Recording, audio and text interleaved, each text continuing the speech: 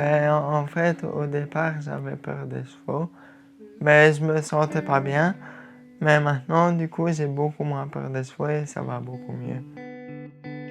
Le travail avec Gauthier, en particulier, est de lui apprendre à sentir les choses. Gauthier ne fait pas de différence entre son mental et son senti.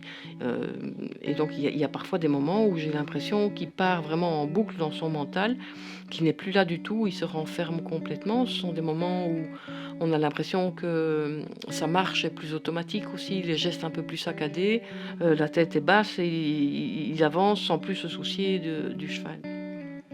Ce qui est intéressant, c'est que dans des moments comme ça, c'est le cheval qui va le ramener à la pleine présence. Le cheval sent bien qu'il s'échappe et il va se mettre à ce moment-là à tirer sur la corde, prendre une autre direction, parfois lui marcher sur le pied ou se mettre à brouter.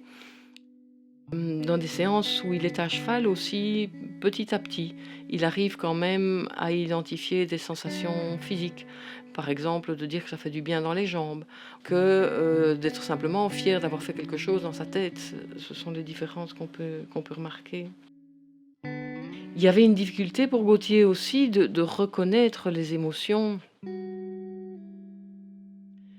Après, dans l'histoire de Gauthier, il y a aussi des problèmes d'harcèlement et des problèmes qui vont jusqu'à la violence.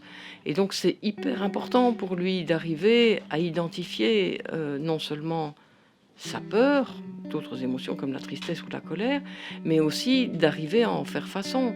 Et avec ce cheval, de lui dire non, ça je ne suis pas d'accord, ou de prendre distance, de se remettre en sécurité quand il a peur, ou de demander de l'aide. Donc c'est hyper important comme travail pour lui.